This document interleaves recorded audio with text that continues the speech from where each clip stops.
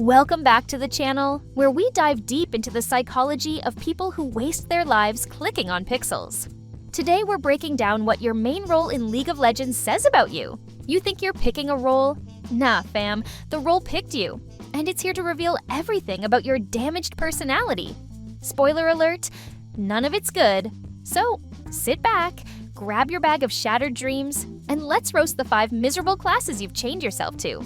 And remember, this is all in good fun, unless it hits too close to home. In that case, therapy is a thing. Just saying. The top laner. You're basically the game's resident hermit. No one knows what you're doing up there, and let's be real, no one cares. Top lane is the loneliest lane in League. You could die 18 times in a row, and no one will notice until you ping for help. At which point, your jungler's already muted you. But hey, let's give credit where it's due. It takes a special kind of person to stay isolated in that top island, slowly losing your sanity while getting solo killed by an Ornn who clearly doesn't even need hands to outplay you. In real life, you're probably someone who enjoys long walks alone, but not because you like nature, just because you hate people. Don't worry, you'll always have your minions, until your enemy pushes them into your tower too. Oh, you play jungle? First off, are you okay? I mean, really, are you? Because this role is like applying for a job where the paycheck is just emotional trauma. Every single laner hates you. No matter what you do, it's wrong. Ganked top? Where the hell's my gank bot, loser? Farmed your camps? Jungle diff, report! Hell, even the enemy jungler pities you sometimes. You're not just playing a game. You're enduring psychological warfare on 4 fronts. You probably have trust issues IRL. And why wouldn't you? You spend every game getting blamed for things you can't control. You could cure cancer in this role, and your team would still be like, nice cure, but where's my blue buff? Mid laners are like the golden children of League.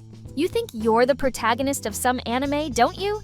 You solo kill the enemy mid once and suddenly you're the main character. But here's the thing. You think you're Faker, but you're really just a discount Yasuo player with a 1.5 KDA, trying to 1v9 every game. Spoiler, you're not 1v9ing anything. You're 1v5ing, and your team's the one doing the 5ing. As in 5 reports. In real life, you probably think you're the smartest person in every room you walk into. Let me guess. You give unsolicited advice to your friends that no one asked for. Well, guess what, genius? Nobody cares that you're challenger in your mom's basement. They just want to know why you always feed when you play Ahri. ADC mains, also known as attack damage crybabies. How's it feel knowing you're basically playing a tower defense minigame while the rest of the team actually plays League? You sit there farming, clicking your little minions, waiting for the one moment to pop off, only to get obliterated in 0.3 seconds by anything that moves. Don't worry though, it's not your fault. It's never your fault. It's always your support's fault, right? You probably have some serious dependency issues. Like, do you text your friends when they don't reply within 2 minutes? Yeah, thought so. In-game, you're basically that one kid in school who can't function without someone holding their hand. And the moment anything goes wrong, you blame everyone else. Because clearly it was the support's job to stop the Fed assassin from 3-shotting you, right? Last but not least, we have the support mains. Oh, bless your masochistic little souls. You're like the unpaid interns of the Rift, doing all the work and getting none of the glory. You peel, you ward, you set up plays, and what do you get in return? Nothing. Actually, less than nothing, because you also get blamed for everything. But hey, someone's gotta babysit the ADC, right? In real life, you're probably that friend who always takes care of everyone else, but secretly resents it. You'll listen to your friend rant about their ex for hours, but deep down, you're screaming inside.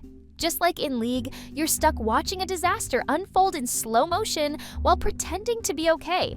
It's fine though, because when it all falls apart, you can just mute everyone and pretend they don't exist. Oh wait, that's just your coping mechanism IRL too. Yikes. So there you have it, what your main role in League of Legends says about you. Whether you're a lonely top laner, a traumatized jungler, a narcissistic mid, a fragile ADC, or a support suffering from Stockholm Syndrome, we're all just trying to survive this clown fiesta together. Remember, it's just a game. A terrible, soul-crushing game we keep coming back to like the addicts we are. If you enjoyed this video, and honestly, if you play League, you're probably a glutton for punishment. Hit that like button, subscribe, and drop a comment below. Tell me what role you main, and I'll roast you even harder.